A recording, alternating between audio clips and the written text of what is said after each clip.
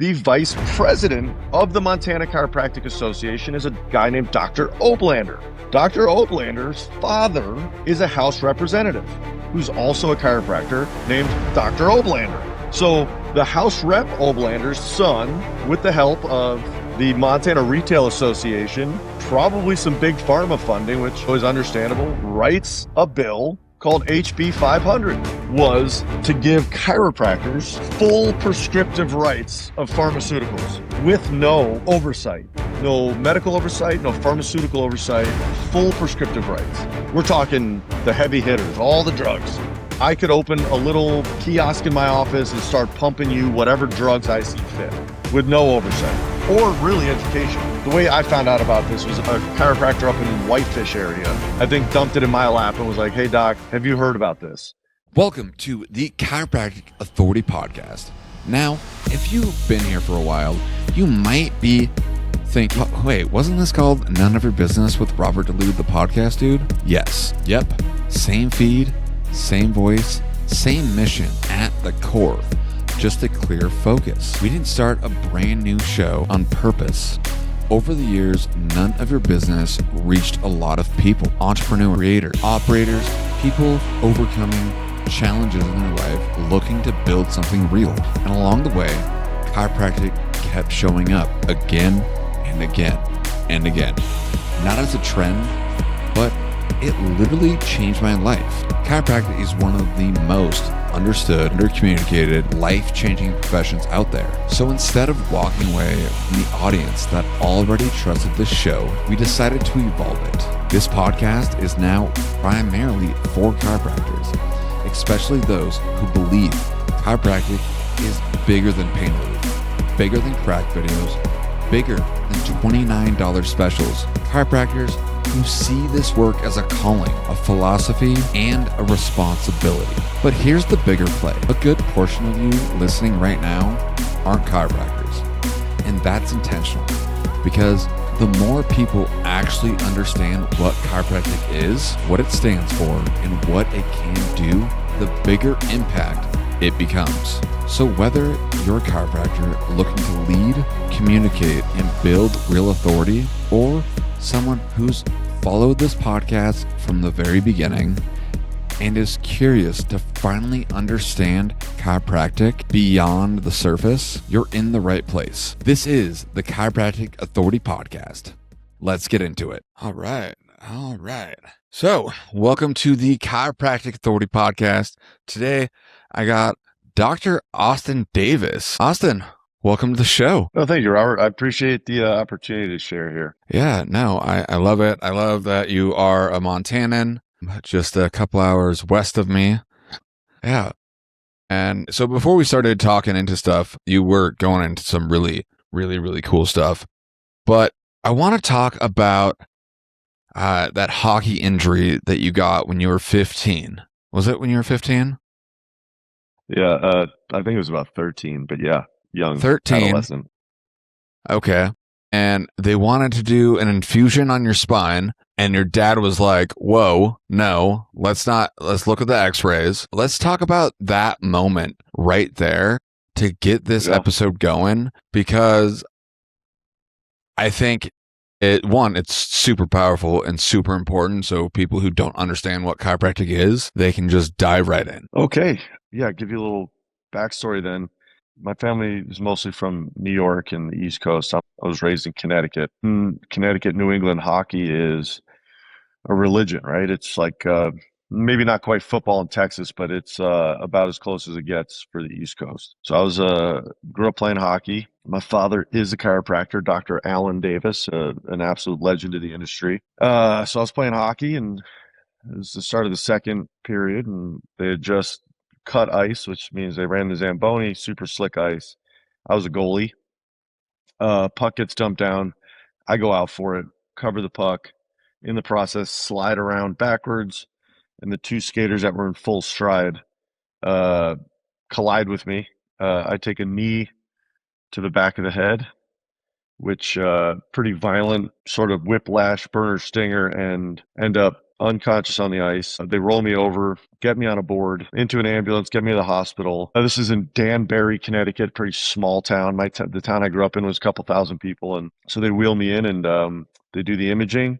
And they find a compression fracture of C6. So I was laying there, and the option they gave us was spinal fusion. They wanted to stabilize the fracture. And my father, thankfully being a chiropractor and thankfully being a primary care doctor, said, I'd like to see the x-rays. And when he did, you can see the damage, but what he also saw, because the way chiropractors read and understand x-rays, was pretty bad subluxation, which I know some people say you can't see subluxation on x-ray and all that, but you can see the misalignments of C5 and C7 around C6. And just asked the doctor a pretty simple question. He said, if you were to fuse this in the alignment that it's in, what's going to happen to his nervous system for the rest of his life? And the medical doctors very plainly said, look, man, we found the damage. We found the fracture. We can stabilize it. We're not really he goes, we're not really looking for anything else. At that moment, my father said, well, I'm going to sign him out to my care, because they wanted to do like I said, a spinal fusion. So he signed me out. I wore one of those big neck collar things. So, lost a lot of use of my arms and torso, and was given a whole, lunch bag full of painkillers and muscle relaxers and opioids, essentially, and was sent home. And it was a process of essentially chiropractic care. My mom did some homeopathic work, and that got me back in action. It was I went to see there's a doctor named Dr. Donnie Epstein. He's created what's called network chiropractic. He was a good family friend. Before I could have any kind of rotary or manual adjusting, I basically lived with Donnie for a few months and got some of that work done. And then before what network is today, it was a different practice, but it was chiropractic that kept me out of surgery and off of drugs and regained the use of my body, and went and played hockey again and breaking my ankle real bad. And that's why I said maybe I should hang up the skates for a while. But it set me on a course of realization. So I even before that, at 13 years old, that was not even my first real awakening to chiropractic, even though obviously I've been adjusted since I was a kid. My father would take me to the DE seminar. So it's called the Dynamic Essentials. It was created by Sid Williams, who created Life University, Life West, just about every major.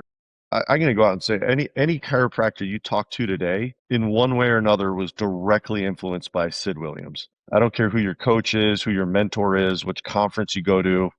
Anything you're hearing came from the Dynamic Essentials or Sid Williams. Whoever you're talking to that is your guru was most likely trained by either Sid or someone that Sid directly trained.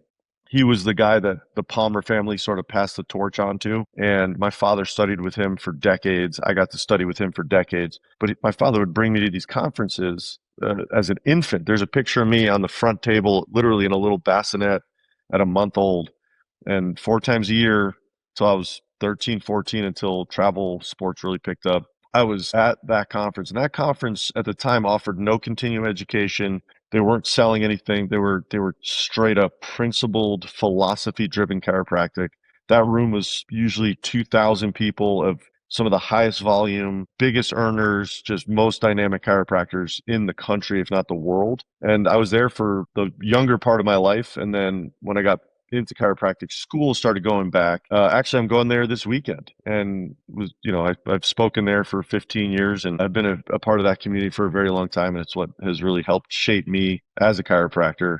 But it was that hockey accident, DE, that really planted a seed that there's really something here that's special and distinct with healthcare that eventually I ended up realizing I need to really explore. I think that's a unique story. And my experience, when I was like 14 years old, I got into a car wreck, messed up my rotator cuff, went to doctor after doctor after doctor after doctor after PT. And they're like, there's something wrong with you. I was like, bullshit. Like, there's something wrong with me.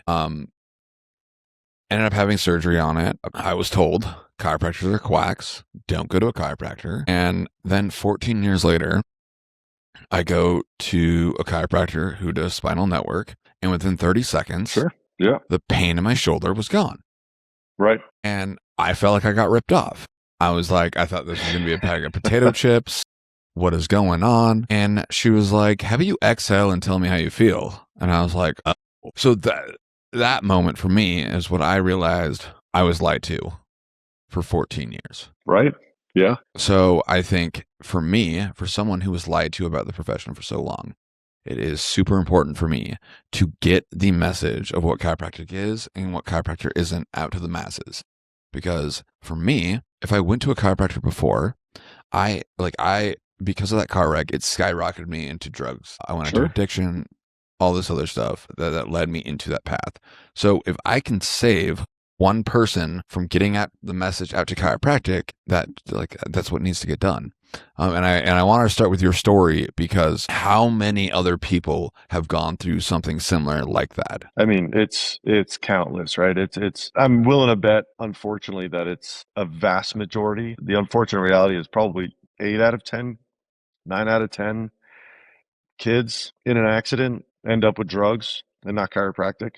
I'm not a big numbers guy, but just to give you a sense of what it's probably looking like and chiropractic now is more available than ever before, but it's been subject to it's kind of weird to say it this way with all that's going on in the world, but systemic oppression for generations, in the sense of, you look back to where the Palmers were and Sid and all them in the 60s, where chiropractic was really soaring high, and then Palmer passed away. And what ended up happening was, into the 70s and 80s, the medical industry basically came in and said to the osteopaths and the chiropractors, who were working pretty closely at that time, hey, look, guys, if you join the medical industry, we will give you a legitimate license. You'll be legitimate doctors and not these fringe quacks or whatever we all see you as. Come join us. Because what happened was, they were realizing that we were seeing results, right? To set a baseline here, just so we're all on the same page, I try not to use a lot of opinion. I deal with objective reality.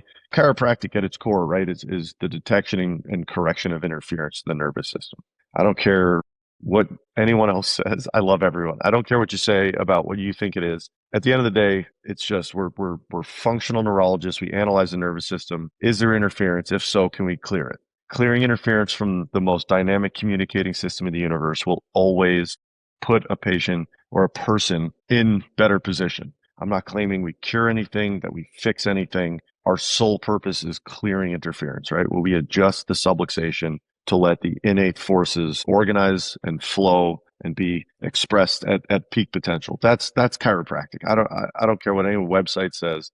That's it. So when we do that, the person will always be better. It's a universal law, right? Clearing interference from a communicating system will always create greater function. So when they saw that we were getting results, they realized that's a lot of money out of their pocket. So they said, look, come join us, or we're going to crush you. That's kind of how this is going to work. And the osteopaths, and I know many great osteopaths, but this is what happened, is they sort of rolled over and said, yeah, we will be legitimate doctors with you. Thank you for the opportunity to give us real legitimate medical licenses. Chiropractors said, okay, before we do this, let's have a fundamental discussion, because it seems like where we're coming from, being cause-based, inside-out healing, is in pretty direct opposition to the medical model, which is symptom-based, outside-in healing. Can we come to an agreement that we should check the nervous system for interference before pumping a body full of chemicals, injections, surgeries, and having reactive healthcare?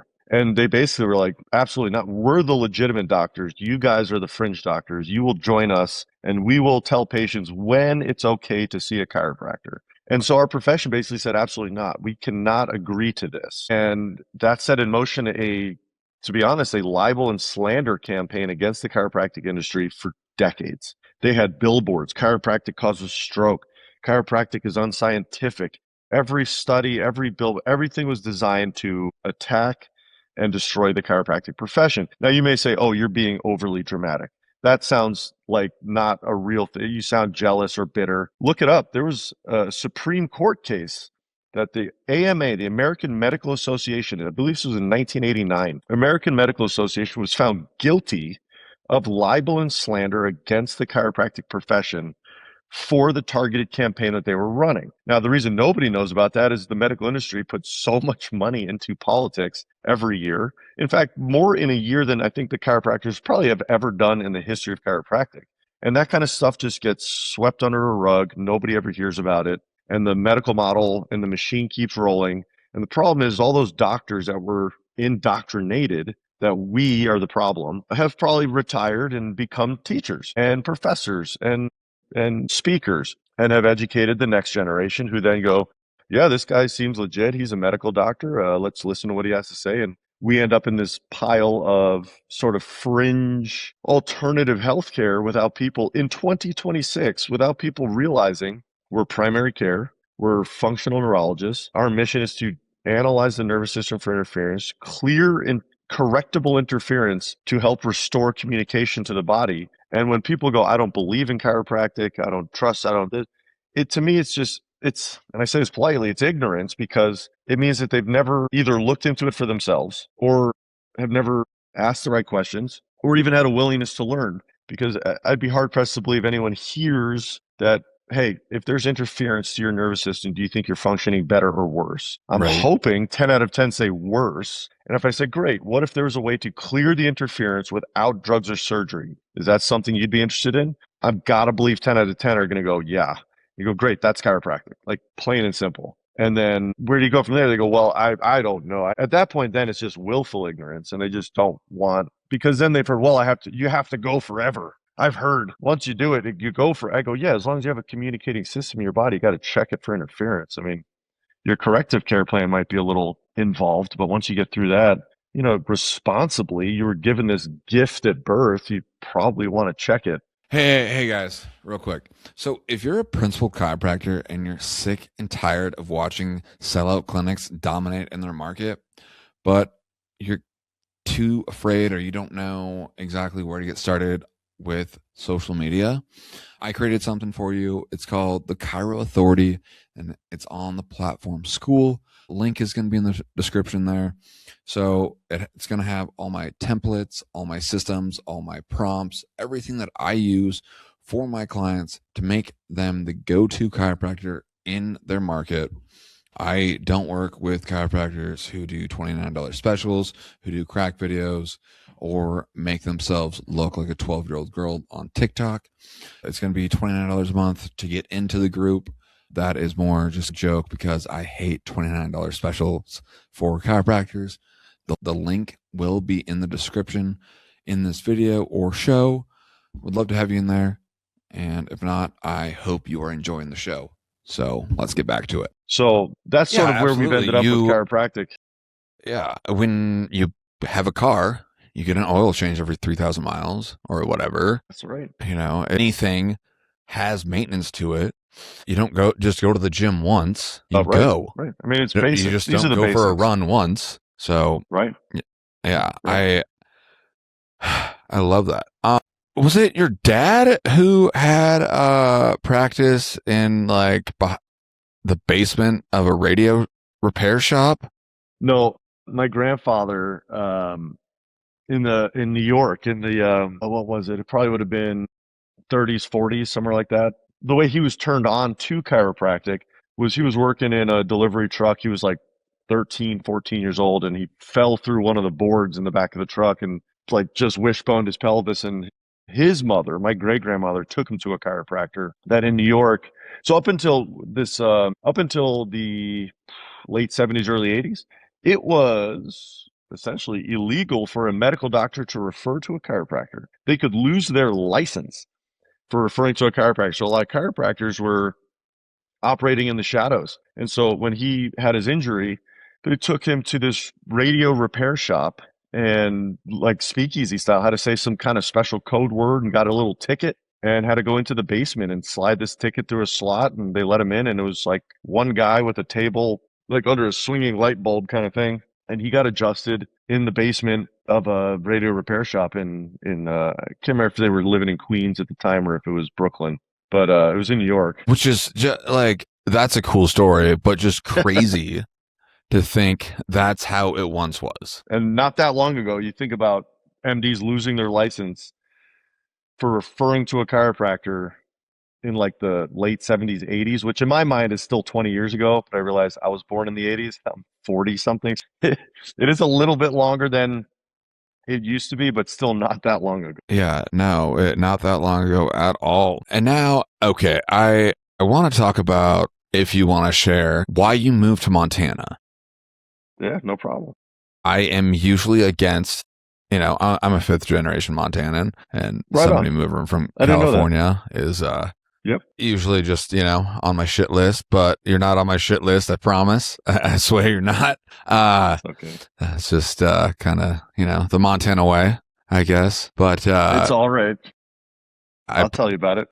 Yeah. So, just why did you move up here? Yes, I did move from California. I am from the East Coast. I'm from Connecticut. I lived in a pretty small farm town in Connecticut. When we had the opportunity to figure out where we wanted to potentially move or go to school, ultimately, we moved to try to get residency somewhere. So when we go to school, my brother and I, it would be a little less expensive, to be honest. My father was a powerhouse chiropractor on the East Coast. My mom being a teacher, they both could kind of move anywhere. California was the dream, man. It was like the, palm trees and beaches and Baywatch and everyone, that was the East Coast dream, man. I lived through 16, 18 years of like East Coast blizzards and frozen mountains. And I mean, it was hard living. So I was like, we're going to the beach. So we moved to Oakland, California, which wasn't exactly palm trees and beaches. But you had to start somewhere. But we had to start somewhere. So we moved to Oakland. My father opens a practice there. We lived there. And look, for anyone listening, California, now, and I'll tell you why we moved, has become the bane of a lot of people's existence. But in the 2000 or whenever we moved there, 99, if you've ever been, California is one of the most visually beautiful places. Northern California, where we lived. I mean, the Tahoe Basin, redwoods, the ocean. It's really a gorgeous place to live. Now my brother's in San Diego and the beach is there. I mean, it's pretty idyllic. So sure. I moved there to go because I thought I was going to be a marine biologist. I went to UC Santa Cruz, the banana slugs, for any slugs out there. And then I moved, realizing I wasn't going to be a marine biologist. I studied politics and law. I got my bachelor's in political science and ended up moving overseas for a couple of years. Traveled and lived in Asia, China for a year, parts of Australia, New Zealand, and then came back and started chiropractic school when I realized it was my calling at Life West, which is in the Bay Area. Mm-hmm. And again, this is like 2007 when SF was like a fun, weird, funky place to live. Like it's a big city that's got everything. The beach is there. The mountains are there. I do a lot of skiing. I was on the ski team in college. I'm like, this is great. Met my wife as I was just about to graduate chiropractic school, and she was in the tech industry, so she had to be in the Bay. So I said, great, I'll open up here. So I opened up in the heart of San Francisco. And I know it's a long version of why I moved to Montana, but it'll make sense. No, I love it. Let's. Yeah, so I opened up in the heart of San Francisco. I'm not a big city guy. I love the country. I love the mountains.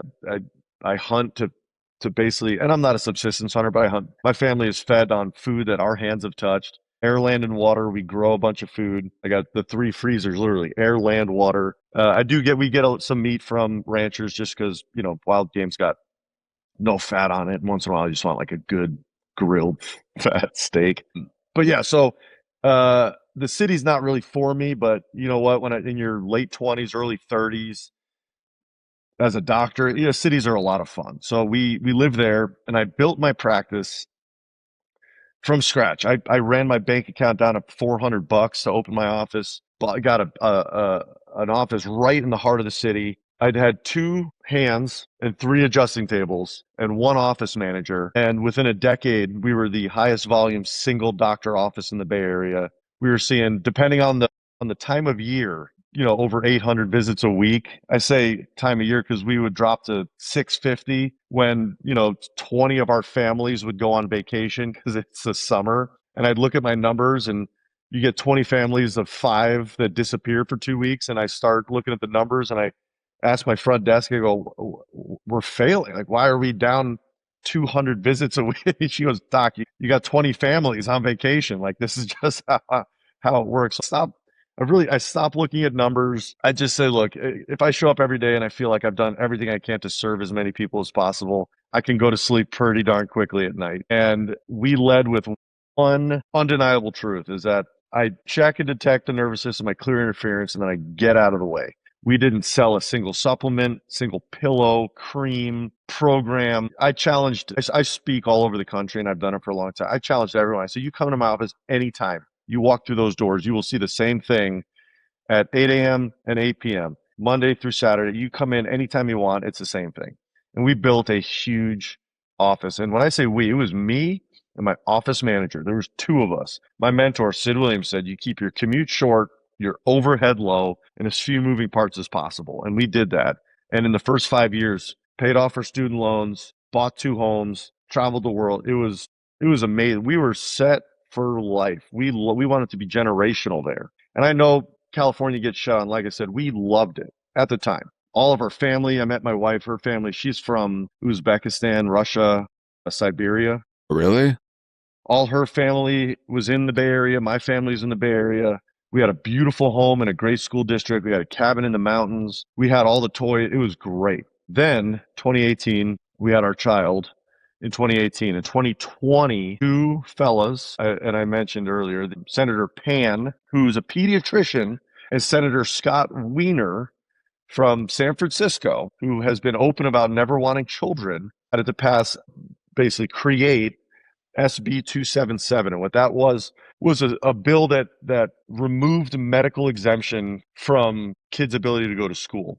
So I delivered my child at a birth center with a midwife. My father delivered me in our home in Connecticut, which was a barn that they converted to a house. Before all the barn dominiums, it was it was one of the first structures in our town. Wow. It was a barn that they dolled up, and it was a house. It was, like a cast iron wood burning stove is how we heated the place. My road wasn't paved till I was a teenager. And so I delivered my son, and believe it or not, decided not to pollute his system with a bunch of chemicals and nonsense, keep him pretty clear and connected, got him adjusted, got him well fed, he's breastfed. And as he grew up, just literally was eating organ meat and whole foods and everything we could do for him. But because he was unvaccinated, because he is unpolluted, he is a threat to the California school system. My kid, who's now 7.5, and he looks like he's a 12-year-old tank, is a threat to modern society. Wow. So once that occurred, we knew we had to move. We could not sacrifice our comfort for his safety for our comfort, is what I'm saying.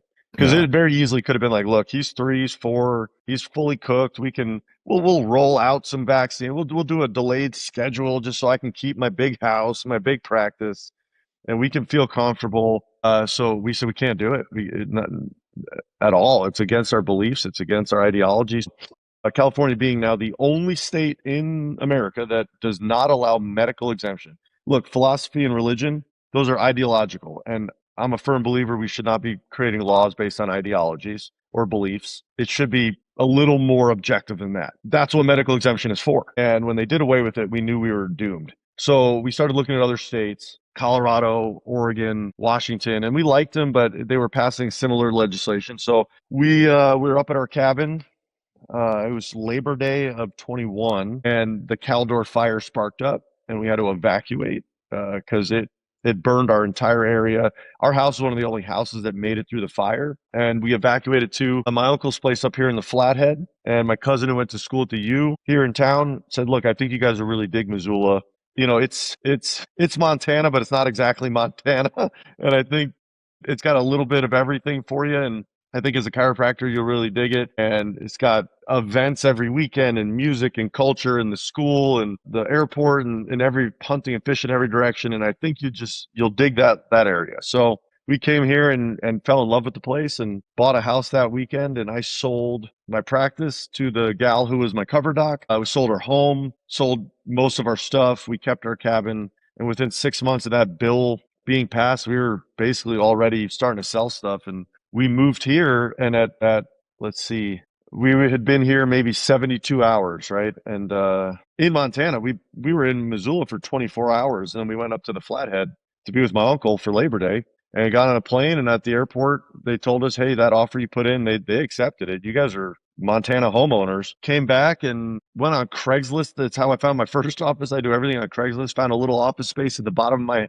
hill, signed a lease for the 5-year lease or so, and said, you know what, time to start over. And I was almost 40 years old and had been in a town for about 24 hours. And the one thing I will say about Missoula is that I know that it's a college town, and I know it can get a little goofy at times, but it's a pretty deep rooted city that people grow roots here. And it's a pretty deep rooted community under the surface layer of students and all that. And there's plenty of chiropractors here, man. I think one of them came in and very unceremoniously introduced himself and called me Doc 85 or something. And I was like, man, I don't know what that means. He's like, you're the 85th licensed chiropractor in Missoula right now when I opened. And I was like, that's awesome. He's like, really? You don't think it's all too much competition? I go, what do you mean competition? I go, if there's a drugstore on every street corner, why can't we have a chiropractor on every street corner? True. And yeah, he left, and I haven't really talked to him since, but it was kind of lit a fire. It was kind of perfect. He was like my guardian angel. I was like, thank you for that, man. Thank you for kind of pissing me off. And not in a competitive way, but in a way of like, yeah, man, we have a small town, and if there's 85 chiros, it means people dig what we're doing. And why can't we have a chiropractor in every street corner? Why can't we have a chiropractor in every delivery room? And every hospital should have a chiropractic consultant, and every PT and DO. And like, if we're the ones dealing with the nervous system the most directly, why are we not in every healthcare institution, school, health science program from kindergarten through hospice? It doesn't make sense to me. So I opened my little thing. Just like I did in SF. 2 hands, 3 tables. And 4 years later, we've got ourselves a beautiful practice, seeing a lot of people, helping a lot of people. We run an open door office. Everyone's welcome. We don't make judgments on anyone's condition or capabilities or financial capabilities. We said, just come in, we'll sort out the rest. And that's how we've run it. We've always run it that way. And it builds a beautiful practice. And what is the name of your practice over in Missoula? Life Chiropractic. Life Chiropractic. And that's where to you guys pay homage located? to Sid Williams. Oh, we're in South Missoula. So we're in on Higgins, South Missoula. So when people are coming up, especially through the Bitterroot, or if you live in South Missoula, it's kind of where 39th becomes Higgins, right there in at the bottom of the South Hills there. Cool. Right on, man. Right on. So you moved to Missoula in 21 or 22? We bought the house end of 21 and then officially moved in 22. So I guess like the COVID stuff kind of cleared up by then, right? Well, it's still Missoula. I say it with love, but there's still people, masking up at the library and masking up at the gas stations. And again, this is not a commentary. I've never had commentary on that. When I was in San Francisco, which was the beginning, the dawn of the destruction of one of the greatest states in the country. Everyone, and look, I get it. San Francisco found itself at a unique intersection, right? You have 2 communities that intersect at a very dangerous intersection for the COVID, community. You've got a very robust elderly community with multiple comorbidities, and a very robust LGBTQ gay community. So you have, and this is not my opinion, it's not me being derogatory, you have an immunocompromised population and an elderly population. They often intersect. And you had an elderly immunocompromised population. That's just a fact of the matter. And they took it very, very seriously. And I'm only saying that to say, even in the thick of like ground zero for COVID, we didn't follow the protocols and guidelines. We maintained a chiropractic office. So when we moved here, it's significantly less than it was, but it's still very present. And even when I was there, people came in every day with goggles on and rubber gloves and masks. And I never said, take those off. How dare you? I can't believe you believe in it. Because at the end of the day, these are people. These are patients. They're people doing the best they can. I think as long as they're not out there trying to do harm, they're just doing what they know how to do. And I'm going to meet them with an open heart, with some grace, some compassion. I'm going to meet them. That's what Sid taught me. You lead with love. And I said, look, if you're doing all that, you clearly are very afraid of what's going on. And with that amount of fear, you still found your way into my office. I will never, ever cast you away, make you feel less than. I will greet you with open arms and do the best I can to provide you care, right? So I No, for never made sure. commentary there.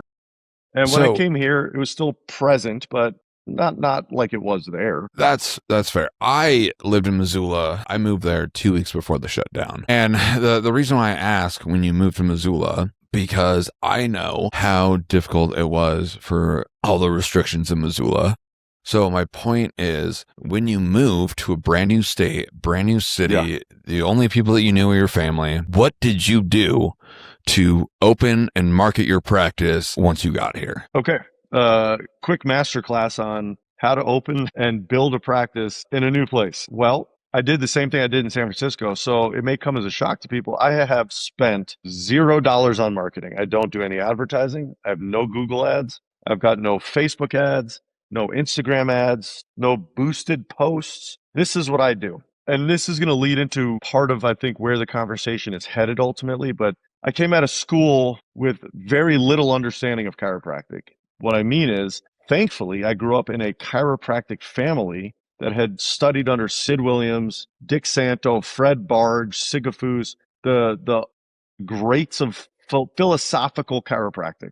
I understood chiropractic going into school. Had I never heard of chiropractic going into school, which I met a lot of people that they were in school simply because they got adjusted, felt amazing, and wanted to do that. I came out with very little understanding of chiropractic because I had a firm fundamental understanding of what chiropractic is. The power of the practice, right? The science, the art, and the philosophy were pretty locked in. I was able to structure a practice based solely on helping people get the big idea, right?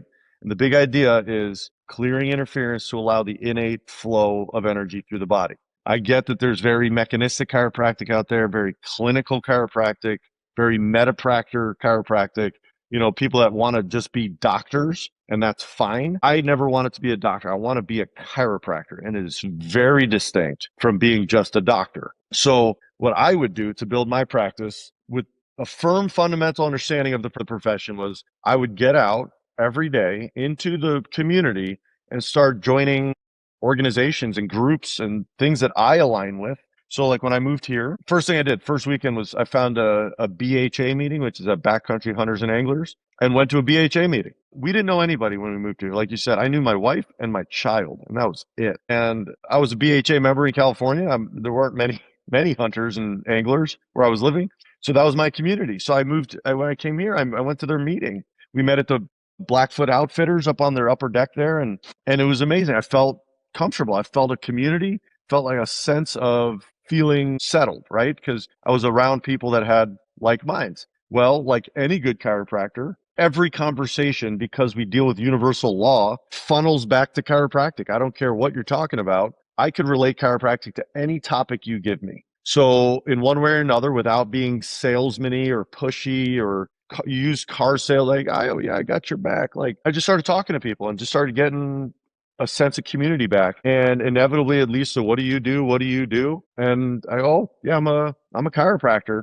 And then you get oh, I've got a great one. I said, that's awesome. I hope everyone has a great one. Oh, thank God I've never needed you. And I said, well, that's what I thought until I understood chiropractic. And then you start using your mechanisms to sort of shift it back to all people of all ages, of all walks of life need a chiropractor. Anyone with a nervous system needs a chiropractor. So you just learn how to talk into guided discovery until someone goes, you know what, that does make sense. I'll come check you out. And you just start that way. And it's a slower growth pattern, slower trajectory. I'm not one of those like, I'll pay you $1,500 a month to run me some ads and I'll get 50 cold call new patient leads and hopefully 6 of them stick around. And I've spent a ton of money and time and energy to get a bunch of tire kickers and all that. It's what we call open bucket marketing. You get 50 and a handful of them stick around and it's just exhausting. What we did was the other way. We said, look, it's going to be a slower growth. That's what we did in SF. But we're going to grow deep roots and we're going to get the people that we get in the beginning and we're going to show them the true power of chiropractic and show them a safe haven. We're going to show them a place of healing. And I'm willing to bet they know some people and then they'll send those people in and then we'll do the same thing. And it's how we grew SF from 0 people. I shouldn't say 0. I think we had, a handful of people I knew from, I had an office in Oakland first, and then I moved to SF. We grew that thing to hundreds and hundreds and hundreds a week with 0 marketing, 0 advertising. It was just truly help someone, be present with that one person, and they will open the doors for you. And you never know who it's going to be. We've had people that have sent us dozens of new patients that have only come in 2 or 3 times. That's awesome. But they get the big idea. And that's how we grew. And it took us a little while. The first 6 months were slow, but that's fine. I was ready for that. It's how we always grow. And I run the practice by myself for the first 6 months, and then I hire someone. So I want to understand every system of that office. So if my one office manager, again, low overhead, I have 1 employee, and people go, that's unsustainable. I go, we did it in SF at 700-800 a week with 1 gal. She just got to live in the matrix. And it's everything. But we also all we do is chiropractic. It makes it simple. It's just schedule, collect, reschedule. Make sure the phones are answered, emails are answered, text messages are answered. That's it. We're not how do we get you on this machine, and how long have they been on the laser, and how do they do this? It's it. That's it. It's simple. But everyone's well, you're so lucky, you did all these things, your practice is so big. And I go, it's not luck. We were open Monday through Saturday, basically 7 to 7 for over a decade. And then we started to do Tuesdays offsite. So I started to go to businesses. I have a portable table, go to homes and businesses and adjust on site. And then Saturdays, we knocked down to a half day eventually. But I ran 6 days a week, basically 7 to 7 in the office, which meant I was up at 5:45 to get ready to get to the office. I was home. Well, we'd be done at 7:30. I was home by 9 p.m., 9:30, So when people tell me, oh, you can't see those numbers, or you're so lucky that you paid off your student loans in 5 years and you bought homes, and it's not luck. We put our head down and just freight train served people. We were always available. When I say we, Life Chiropractic, my office, I've never had an associate, never had an independent contractor. It's just been me and 1 person. So we did that here. We just opened and started seeing people, and those people who, by the way, I have intake paperwork that says, chiropractic care, yes or no. Everybody has seen in Missoula. I don't think I've ever been someone's first chiropractor, but when I adjusted them, they go, I don't know what that was. That's an adjustment. But I've never experienced that. And I'm not throwing my chiropractic community under the bus here. I'm just letting you know the experience. Yeah, and it's important. It's important that chiropractors hear this, because the amount of times I've had to now educate patients, re-educate patients, that chiropractic is one thing. And even though you got 5 things at the last office, those are therapies and modalities, and any PT could do that. You need to understand what chiropractic is. And I only say that because I truly believe at your core, chiropractors are better than MDs, because you believe that drugs are not the answer. Until recently, that seemed to be the way we were headed.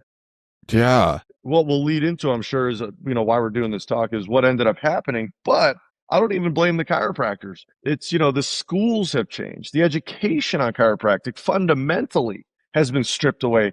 Then when I went to speak at Palmer West and told them I was there to speak at the philosophy club, they go, we don't have that. We don't have philosophy classes. What? Your school's name is Palmer. And he goes, yeah, we don't have a philosophy club. And so if you have schools that have stripped away the uniqueness and individuality of chiropractic, the importance of principled chiropractic, and you're just producing these sort of lukewarm metapractors, who, again, I say this with the kindest of heart, I'm sure they're good people, but I'm in this for chiropractic, not just to make you feel good that you got a degree. If you're going to be in this, there is very clear guidelines of what you are and who you are. And it's important that you uphold those, so we don't end up as lukewarm metapractors that can do what any PT can do. I mean, heck, they're giving PTs the ability to do manipulations now, and they're giving them doctorates. There's Dr. PT now. I mean, we're treading in a very, very dangerous ground here. We're on thin ice of just sort of becoming this sort of lukewarm version of what we were, to just sort of assimilate into this medical model and just be forgotten about. So let's talk about the Roundup going on March 13th and 14th. Yes, sir. And why did you guys create the organization? Why did you, or the council, why did you create the Roundup? But let's get the details on the Roundup first. Where is it?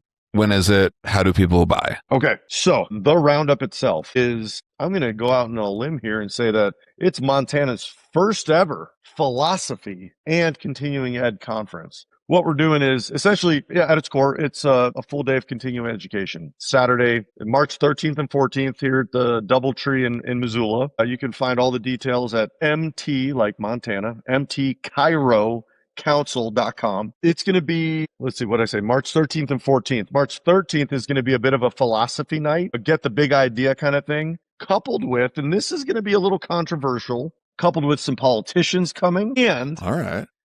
Yep. And this is potentially the first of its kind. We've invited a medical doctor to come speak as well. And I've been to just about every conference there is in America and overseas, every philosophy conference there is. I've spoken at all of them, just about all of them. I don't believe there's ever been a medical professional like this invited to speak. And the reason we're doing it, because it is pretty controversial, and I've caught a lot of flack for it in my communities. The reason we created the Montana Chiropractic Council, which, by the way, if we haven't mentioned, I'm the president of the Montana Chiropractic Council, first ever president of the council. We chartered in November. We're brand new. We need to get the word out there. Montana has only ever had one state association, the Montana Chiropractic Association, the MCA. I was previously the California rep for the ICA, the International Chiropractic Association. I was also the Montana rep. The reason I say that is because every state has two associations at least. Usually one aligns with the ICA, which is the organization that the Palmers started. Sid was a part of, the greats of chiropractic.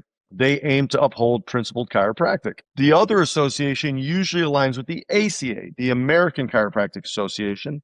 And they're the ones that want to assimilate into medical culture. They want to bring in all the modalities. They want to bring in pharmaceuticals. They want to mix up the profession. So usually there's two so that one balances the other and it's not just running rampant in one direction. Now, Montana has only ever had one, the Montana Chiropractic Association. They have aligned with the ACA, as evident in what they tried to pull off this last year in 2025. They brought on an executive director who's actually, his name's Brad. He's a good dude, but he's the president of the Montana Retail Association. Their open agenda on their website is to bring more access to pharmaceuticals to Montana. Interestingly, he gets hired as the executive director for the state's only chiropractic association. Now, Montana finds itself in an even more unique situation, having one state association whose executive director has an open agenda to bring drugs into the state. The vice president of the Montana Chiropractic Association is a guy named Dr. Oblander. Dr. Oblander's father is a House representative who's also a chiropractor named Dr. Oblander. So the House Rep Oblander's son, with the help of, I'm guessing, the ACA, the Montana Retail Association, probably some big pharma funding, which is understandable, writes a bill called HB 500 with a bunch of other people. He proposed, I don't think he was the only author of this bill, but helped write this bill. And I'm being very specific, but a little blanket in certain ways. I don't remember all the names on the bill, but Oblander wrote this thing because his dad is in the House. So again, unique situation that doesn't really exist in any other state right now. So his bill that he wrote, HB 500, was to give chiropractors full prescriptive rights of pharmaceuticals with no oversight, no medical oversight, no pharmaceutical oversight, full prescriptive rights. We're talking the heavy hitters, all the drugs. Wow. I could open a little kiosk in my office and start pumping you whatever drugs I see fit with no oversight or really education fundamentally. Because we had so the way I found out about this was a chiropractor up in Whitefish area, I think dumped it in my lap and was like, "Hey doc, have you heard about this?" And I said, "I have not heard about this." And I'm still fairly new to Montana. I'm still getting established. But like I said, I studied politics and law. I took my LSATs. I was going to go to law school. It was my uncle who thankfully said, "Do not do it. I know how you operate. You would have an amazing practice. You'd have more money than you know what to do with. And you'd be miserable. You wouldn't see your family. You wouldn't see your friends." I'm a bit of a freight train when it comes to purpose. If I know my purpose, I will go until I can't go anymore. So yeah. We find out about this as it already hits the house. It was already in the house, and put together a team of like-minded chiropractors. Dr. Basler out of Kalispell, Dr. Blank out of Helena were the original two, I believe, that really started to spearhead this thing with me. And then we split the state into the 7 hunting regions and found people from every. Dr. Brian Bushman he's in Billings, Janer out of Bozeman. In Missoula, the Matz family has been instrumental. The Stanchucks. We started really putting together a core group of people here that can really step up and do some fighting for this. So we ended up killing the bill in the House, HB 500. On the second reading, killed it. Third reading, killed it.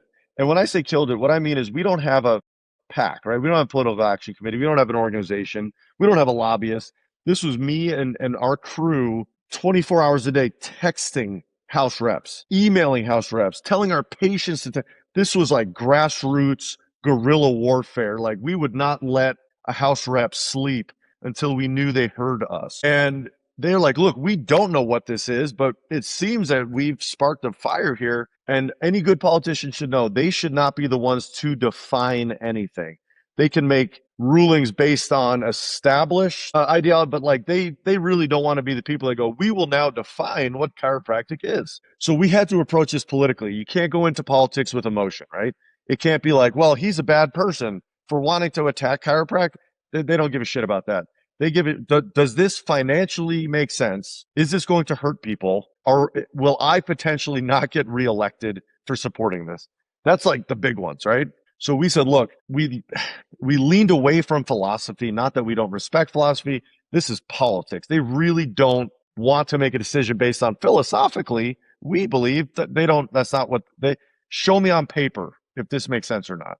So we said, look, there is no schooling in existence for chiropractors right now in chiropractic school that would prepare us for full prescriptive rights. Yeah. Clinically, this would be not only beyond irresponsible, but would be life-threatening because we have we don't study pharmacology at all. Now, if you're an MD-DC and that exists, and you went to medical school and you have your chiropractic degree, you probably have abilities to prescribe drugs. What they were saying is anyone with a chiropractic license. Yeah. So beyond the fact that it fundamentally unravels the foundation of chiropractic, and I say that for our community, that's not something politicians really care about, but for us, that these individuals, and I'm trying to be polite and diplomatic, these individuals saw fit to write a bill that would fundamentally unravel our profession because they believe that our profession is no better than bone-thumping pain control. You have a headache, we'll help you with your headache. And their argument was, well, what if someone comes in on a Friday with a migraine and I want to help them get through the weekend? That's their argument. We need access to this. So what that's telling me is that whatever school they went to, probably Northwestern or Western States or any of these schools that claim to have a chiropractic program that teaches people how to be pain control specialists, believe that the answer to health and wellness is pharmaceuticals, because chiropractic alone isn't good enough. Mm-hmm. And I'm not saying it's all you need, but I'm saying if you're going to be a chiropractor, you better be a firm believer in understanding that we need to clear the interference. And what happens after that, there's other people for that. So they write these bills. Well, first 500, full prescriptive rights. So we get the presidents of 2 of the major universities, Dr. Ron Oberstein, and I believe it was Eddie Cordero from Sherman. We get letters from all of them. We get the 3 biggest malpractice agencies to say they're going to pull funding from the state if this passes. Wow. We get doctors from all over. So we kill it in the House. But in politics, nothing's ever really dead. There can be a blast amendment. There can be a second reading, a third reading. So we kill 500. It is dead. So everyone starts celebrating. I said, we can't celebrate yet. There's still time left.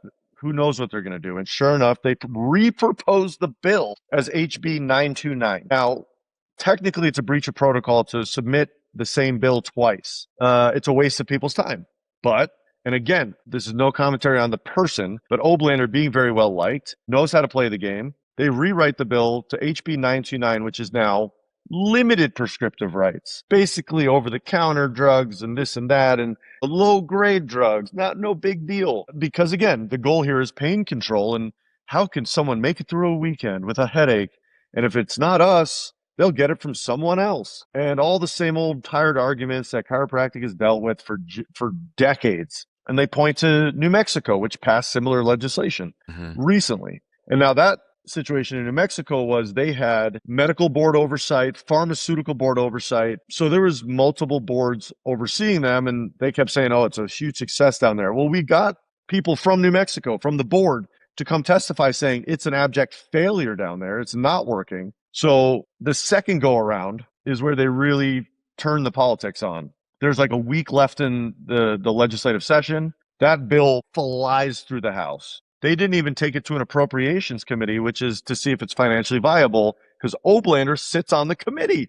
Amazing. Yeah. And at 11:59 at night, whatever they call this executive order just makes it so they don't even need an appropriations vote, but they get to put it down on the ledger as it passed 23-0. And so when it hit the House, they're like, they must have figured this out because there doesn't seem to be opposition, and flies through the House.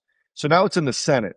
So we did all the same work in the House to no avail. So we go to the Senate. So now I testify at the Senate. We get 2.5 hours of testimony. One representative from every hunting unit. We got all the malpractice leaders. We got the university presidents. We got experts in the field. And what we did was this. The first phone call I made during HB 500 was to the MMA, not the UFC fighters to come kick their asses. The MMA being the Montana Medical Association. And I did something that is not common. In fact, I don't know if anyone's ever done this, but I reached out across the aisle to the Medical Association. I said, look, in 165 years, we have never sat at the table. I'm pretty sure you don't want us prescribing drugs as much as I don't want us prescribing drugs. And they said, absolutely right. Tell us what you need. And I said, I need your lobbyist, because we don't have one. And I need your full directory of medical professionals so we can send them a letter. In fact, I would love for you to write them a letter talking about the importance of supporting this bill being killed, right? Wow, that's okay. And the MMA president wrote a beautiful statement about the importance of respecting our lanes, that the medical industry has a value in emergency care, and in their lane, they are important. You've got a bone sticking out of your arm. You're going into anaphylactic shock. There is important aspects to the medical industry. And I've always said that. Now, when they try to take on day-to-day health and wellness, that's where they terribly miss the mark. But for emergency care, they have a purpose. And he wrote, we have our purpose, and the chiropractors have a very important specific purpose, which is exactly what we needed. So I leaned on them very heavily. Gene Branscombe and the whole MMA came through huge. That's awesome. Now, DE, and I love DE. It is my second home. I'm speaking there this upcoming weekend. They've got a big billboard on the front, not counter, what's it called? Up on the stage. There can never be an ethical relationship between a medical doctor and a chiropractor. And it's on a poster board, and it's from a medical journal in like the 60s. And that was like the mentality forever, was that we are enemies. And I said, you know what? This can't be right. It's a fundamental lack of communication, a lack of education. So I reached out to the medical board, the medical association. I said, look, beyond just helping us with this, I need you to understand what it is we do. And I explained to them chiropractic, like I did in the beginning of this podcast. And I said, it is the removal of the detection and correction of interference to allow the body to communicate, to see what it's capable of before you go on and do anything else. And I laid it out very like I do to my kids' second grade class. And I bring a little spine, and I point to the brain, and I point to the nerves, and I point to the heart. You do that at your kid's second grade class? I did it his first grade class, actually. I did a kindergarten, first grade. They kind of do like a learning thing. Like, does any parents want to come teach about what they do? So I go every year. That's cool. Awesome. And I do that. So, I mean, shit, my kid could probably do this podcast and do a better job than a lot of chiropractors you might find out there. So I taught the medical association, this is who we are, this is what we do. This is why we want to stay in our lane. And this is why we want you to stay in your lane. But I want us to at least be able to communicate and understand what each other's strengths are. And they were like, we have never heard this. We had no idea that's what this was. We absolutely want to help you. So the reason we're going to potentially have a medical doctor at our philosophy conference is he provided testimony at the Senate towards the importance of chiropractic being chiropractic. And that's why we want to shake things up a little bit. we're progressive in the sense of we want to build relationships across the aisle. We're not progressive in the sense of we want to pollute chiropractic and dilute it down to this thing that it's unrecognizable because you can make a little more money. In fact, that was part of my testimony. I go, think about how important this is that we are testifying against the inclusion of pharmaceuticals. What I'm basically telling you is we want to make less money. We are not interested in making more money through this avenue. I go, that should tell you something as politicians. If someone's arguing to make less money, you should listen.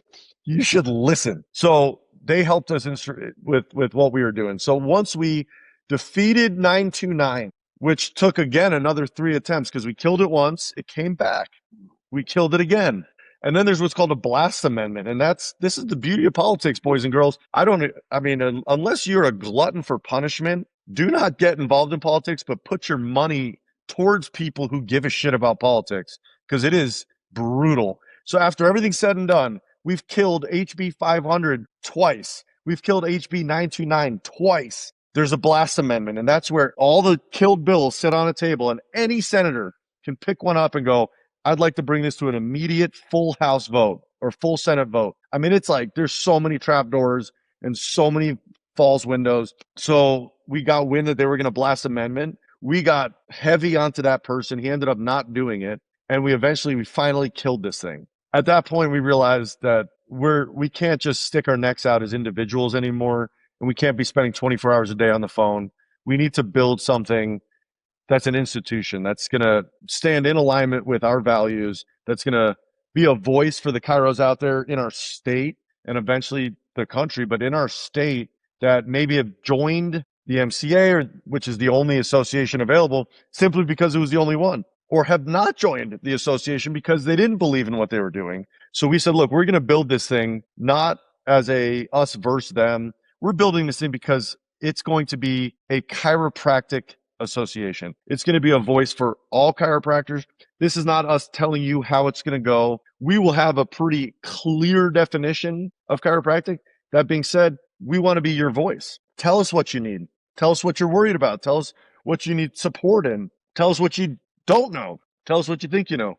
The goal is to build a community with open communication and open support systems so that we can actually defend, protect, and support chiropractic in our state. So we started the Montana Chiropractic Council. It's the state's second ever association. Now, we're not affiliated or aligned with any associations yet. So because the natural belief would be, okay, you guys are probably going to be ICA. We might, yeah, we're probably planning on, we might be. But we said for first 12 months, we want to figure out who we are first. We want to hear from the people of Montana. We want to understand what you guys and gals need and want and build off of that. So the Montana Chiropractic Council formed what's called the Roundup. And the Roundup is going to be, like I said, a continuing ed conference. You'll get, I believe, all your continuing education. We partnered through Life West. We have 5 incredible chiropractic speakers, which we've all been to these chiropractic continuing ed conferences. It's like at a hotel near the airport. You get like 1, maybe 2 people that get up there and just give their PowerPoint, and we all get our credits. And there's like 3 people in the back sleeping. Everyone's got their eye masks on. Everyone's just on their computer. You get your things. The goal here is to create a movement. We want people to be excited about chiropractic. If we can get you to CEs with that, great. But the goal is to reinvigorate life into the state, right? Some excitement, bring a community here where people are excited to meet up, excited to talk chiropractic, excited to learn, shed some husks, get an understanding of who they are. Maybe they got led astray by some coaches or their school, and now they've got a bunch of extra stuff that they don't really believe in, but it makes them some money, but their overhead is now insane. The goal is, if you want to be able to strip that away, understand at the core your purpose, will help you get there. So we got like Dr. Monica Berger, Dr. Lona Cook, Dr. Peter Kevorkian, the new president of Life West, Dr. George Curry, who's an absolute legend of the industry. He was the president of the New York Chiropractic Council, was the president of the ICA for years. He does more for chiropractic behind the scenes than just about anybody today, especially politically. If you need anything done, you need a door open, that man can do it. He's one of my all-time favorite people. He's speaking. And then a chiropractor out of Montana by the name of Dr. Austin Davis is going to be speaking. I love it. I love it. That's awesome. So we have a pretty solid lineup. like I said, the Friday night's going to be more fireside chat, get people fired up, meet and greet. Saturday is going to be the continuing education. And the way you sign up for it is through the website. It's going to be at the DoubleTree. There's a special rate for rooms and all that. We're doing a big luncheon, and I'll be honest, it's not expensive. We price it pretty cheap. We want people for the first one. Yeah. It's like the DoubleTree, the one by the river. Yeah, by the river. Yeah. Okay, cool. And newly remodeled, all beautiful now. It's gorgeous. They want to show it off. What we're doing for the conference is simple, man. It's simple. Even if you don't know who we are, what we are, anyone listening to this, anyone you promote this to, even if you disagree with what we did, pay up a little bit. Come and talk to me. I'm the president of this thing. I will talk face to face. I will talk to you directly. I'm from the East Coast. I got thick skin. I played hockey my whole life. I've heard it all. I've been called everything. I've been punched in the face plenty of times. You could do whatever you want, but you got to come have a conversation. You can't just hide in the shadows. If you support what we're doing, come talk to me. Tell me what you need. We will do whatever we can for you. What we're doing is, if you're a member of the MCC, and it's stupid cheap. It's like, I think it's $395 a year to join. And the conference will be free if you join. If you don't join, the conference is $395 and you get your first year free. So whichever way you're going, now you can say, I don't want to be a member. That's fine. It's still $395 for all your CE credits, which that's also unheard of. Your staff, free. Students, free. Non-DC healthcare professionals, I think it's like $150 for the conference. You're not going to get Cs because you don't need them, but you're going to hear 5 incredible speakers. That's on amazing. Saturday and Friday. You're going to get a sense of the philosophy of who we are. You're going to meet a bunch of amazing people. And yes, at the end of the day, although we're not a political organization, we're a FIX, which is a trade organization. We will be developing a PAC, right? A political action committee, because we do want to have a say in politics. This is how you get your voice out there. You could stand on the side of the road with a sign that you drew and picket, and you can, you could get online and be a keyboard warrior. The fact of the matter is you got to put your money where your mouth is. You got to support the people that support what you're doing. And our goal is to be involved and support the people that want to keep Montana, Montana. And I know I'm newer here, but I know the ideology of what it means to be deep rooted in a community and to support the things that support the people that make the place great. And that is what our goal is. Well, I love it. I love everything that you're about. I love the movement that you're on. I love that the council is new. It's exciting. Yes, Missoula can be a little weird, but it is a beautiful town. It's like, what, March, right? Well, there's probably not going to be any snow on the river, the way, Yeah. But so the way things are going. Yeah. Yeah. So the river will hopefully be flowing and have a beautiful view, and it's going to be gorgeous. And that's the goal here, is accessibility, right? It's like, look, if you just want your CEs, I'll be straight up. I'm a very transparent, very straightforward person. I'm not big on masking things, right? You want your CEs, look, you get to come be around a community of chiropractors, and you get them cheaper than anywhere else. Like, if that's what appeals to you, we will provide you with CEs cheaper and easier than anywhere else. If that's not it for you, you want community, this is what we're starting as a community. We need you. We're not saying, look, we're fine with or without you, join us or don't. No, we need you. We need people to get involved in these beginning stages so that we can best understand how we can serve you properly. We need to hear from you. We need the support. We need the financial support. We need to be able to grow this thing, right? So it's one of those things where whatever appeals to you, we're providing it. You join us, you get to come. If you don't join us, you just want the cheap CEs, great, come anyway. The more that we can get people together and talking is how we create a better future. It's just that Montana, from my house in Missoula to drive out to the farthest chiropractor I talk to is like 11 and a half, 12 hours. It's a huge state. And there's chiros that are just straight up on an island. And it's just that there was no communication and they just sort of did their thing. And because there wasn't any talk around, maybe we shouldn't have drugs, they just were like, well, nobody's talking about it. Let's just slide it in there. The problem is there wasn't enough communication. Montana's so huge. We want to build a unifying community. And we want people to know that we hear you out in the far reaches of Montana. Or if you need help, we're here for you. So whatever it is that draws you in, like I said, please come show some support. And like I said, if you're opposed to this, great. Come and tell me why. because it's like the people that tell me I don't believe in chiropractic. That tells me just nobody's ever had a conversation with you, and you heard something once, or you met someone once that put you in a direction that is unproductive. So come get in my face, tell me what I did wrong, and we'll figure out why you think that way, and we'll talk about it. Yes. Yeah, no, absolutely. So the website, how do people join the council? Yeah, mtchirocouncil.com. I'll send you the link. You can put in the show notes or when you promote the show, but mtchirocouncil.com. It's a basic website. You'll see a little thing in the corner for menu and all that, and there's pricing and plans. We have everything from founding member donation, if you will, and you get, you'll be one of the founding members of the council. You get all this recognition. We're going to have founding member events and all this, all the way up through students are free. If you're a student and you're listening, fine. But free doesn't mean we put you in a pile that we don't ever look at or care about. It just means you're a student, man. There's enough people taking advantage of students these days. We still want to hear, we want to know when you're graduating, what is it that your biggest fear is? What can we do to support you coming out of school to build a practice like mine? I'm not cocky. I love my practice. I've got 2 hands, 3 tables. And my guess is, as a student, you want to pay off your student loans as quick as possible.